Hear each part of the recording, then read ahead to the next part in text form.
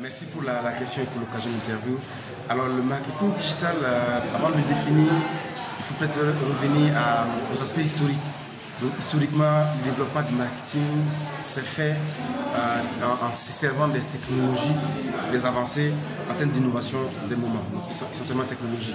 Déjà à parler du web 2.0, ce qui est une activité web offrant la possibilité aux utilisateurs de faire de l'interaction avec ceux qui annoncent, ceux qui envoient des messages. Et le développement également de l'Internet qui a été ouvert au public a favorisé le développement du marketing digital. Donc, en résumé, le marketing digital, c'est du marketing, mais en utilisant les outils du numérique, donc les outils digitaux.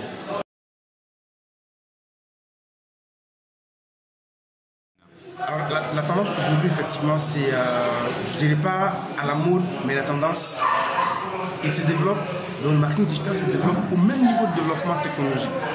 Donc, je rappelle qu'effectivement, Facebook, par exemple, existe depuis 2014.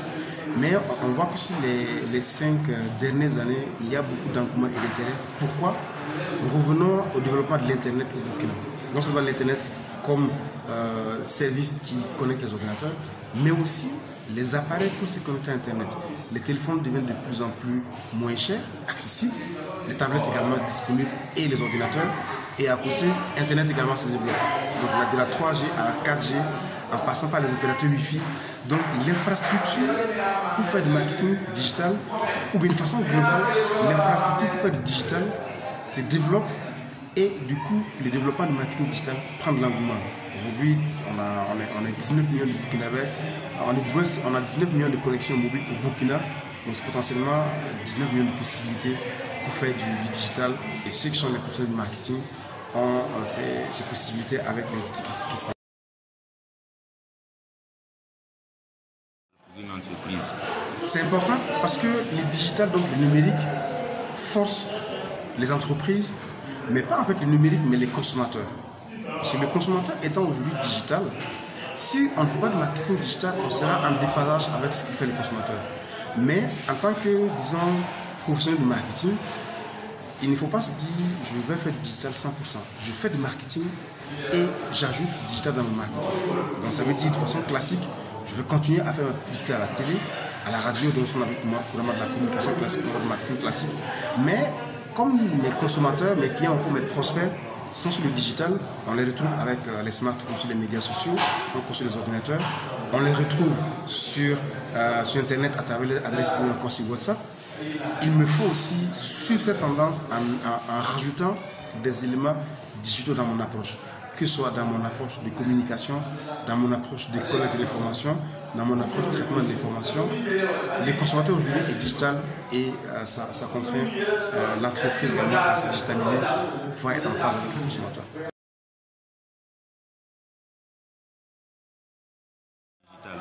Je dirais oui. Je dirais oui parce qu'il y a qu'à regarder les statistiques du digital au Burkina. Donc, en janvier 2020, le Burkina compte environ 3,6 millions d'utilisateurs d'Internet. C'est un bond de 7%. Et si on prend les médias sociaux, l'Internet plutôt c'est 4,6 millions d'utilisateurs. Mais quand on prend les médias sociaux, c'est 1,6 million. Et en termes d'évolution statistique, c'est un bond de 35% que le Burkina a gagné en un an. 9e évolution, 9e bond mondial. Et aujourd'hui, nous tous, chacun, on a les smartphones qu'on utilise. Et même devant la télé, on regarde nos smartphones. Donc une pub qui passe à la télé, je peux la regarder à un temps précis. Ou encore une pub qu'on m'affiche sur mon téléphone. Si c'est bien fait, si ça répond au type de contenu que j'aime consommer, j'aurais tendance à regarder. Donc oui, je répondrai en disant que nos consommateurs aujourd'hui sont prêts à consommer. Parce que si j'ai un smartphone, j'ai Internet, qu'est-ce qu'il me reste? Qu'est-ce qu'il me reste à faire? Il me reste à chercher du contenu pour consommer.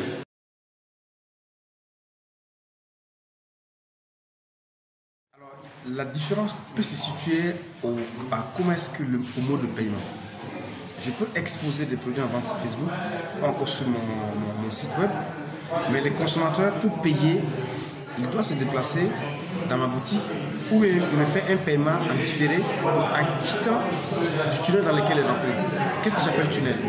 Je vais sur un site de e-commerce, je vois un article que je veux payer. Dans un premier temps, j'ajoute l'article dans le panier. Ensuite, s'il y a des réductions, s'il y a d'autres informations. À la fin, on me fait le récapitulatif de ma commande. La prochaine étape maintenant, c'est le paiement. Si on est dans un environnement e-commerce pur, l'acheteur va faire le paiement sans sortir du site, sans aller faire un autre mode de paiement. Il va cliquer sur payer. Donc l'application va lui demander ses références bancaires. Donc quand c'est paiement par carte bancaire, il fait le paiement. Donc on voit que la transaction aboutit de bout en bout, de l'achat, donc du fait d'ajouter l'article dans mon panier jusqu'au paiement. Ça, on fait de e-commerce. Mais aujourd'hui, effectivement, pour des raisons de moyens de paiement, d'infrastructures, mais aussi de confiance, souvent de la livraison, je fais l'achat, mais je fais le paiement par une solution de paiement mobile et je confirme que j'ai payé, effectivement, le marchand me confirme qu'il a reçu mon paiement, transaction aboutie, la livraison se fait après. De toute façon, dans le fonctionnement, c'est la même chose. Mais d'un point de vue pratique, dans les pratiques de e-commerce, c'est beaucoup plus sûr, c'est beaucoup plus, disons, traité de bout en bout que le fait de sortir du tunnel dans lequel je suis entré pour le faire un paiement à part. Donc c'est vraiment le mode de paiement pour conclure la transaction qui fait la différence entre l'e-commerce et la vente en ligne classique. Quoique, bon, on dit que les e-commerce également c'est de la vente en ligne. Mais les e-commerce, c'est une boutique en ligne.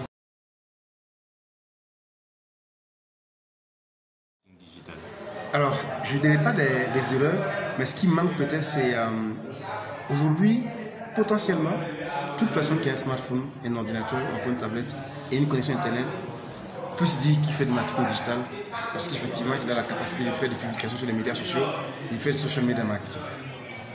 Mais l'approche derrière, qu'est-ce qui motive une publication? Pourquoi j'ai publié une photo prise sous cet angle-là avec tel texte ciblé à telle personne?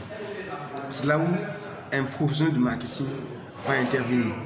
Parce que lui, avant de publier, il sait déjà à qui il s'adresse, comment il s'adresse et quel est le comportement qu'il veut modifier. Donc, on a des gens qui font des publications sans forcément tenir compte de ces différents aspects. Pour moi, ce ne sont pas des erreurs, mais c'est une pratique qui n'est pas aboutie. Donc, il manque de la professionnalisation. Le jour où ils vont apprendre à se former, à pratiquer, en suivant les règles du métier, là effectivement, ils vont commencer à profiter pleinement des outils qui sont offerts. Parce que des fois, on peut être essentiellement focus sur Facebook et les publications, mais on oublie qu'il y a des gens qui nous contactent et qui laissent des contacts qu'on peut utiliser pour faire des rebonds commerciaux, pour faire une base de clients à qui on peut pousser des nouveautés, plein d'autres choses, plutôt que de se contenter de je fais une publication, le client m'a contacté, c'est vendu, on s'arrête là. Ici, on est en mode transaction, là où le marketing digital, là où dans l'approche marketing, on est plutôt en mode relationnel, plutôt qu'un mode transactionnel. Donc la formation permettra donc de passer de ce mode transactionnel à un mode relationnel.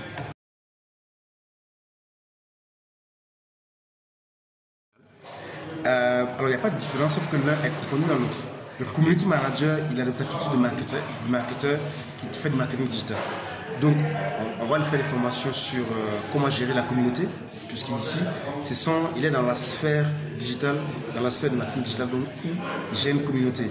Comment parler aux clients, comment répondre, comment publier, où aller chercher l'information, comment suivre, selon l'entreprise, comment gérer la communauté de l'entreprise sur l'Internet.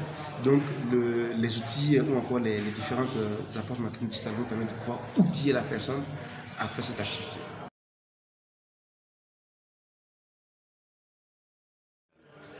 Pour moi, le premier astuce, c'est la formation. La formation, parce que si on fait quelque chose sans savoir comment le faire avec méthode, avec les bonnes pratiques, on ne peut ne pas profiter pleinement du potentiel qu'offre la chose. Donc, la première chose, c'est de se former et de s'assurer que ce que je fais, c'est de façon consciente. Et ensuite, une fois qu'on est formé, c'est d'abord une stratégie d'approche.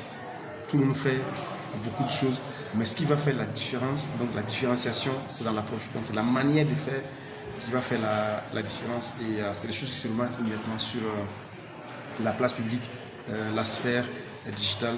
Et pour moi, ceux qui le font avec méthodologie, avec formation et avec approche, ce sont ceux qui arrivent à profiter pleinement des potentiels offerts par les outils.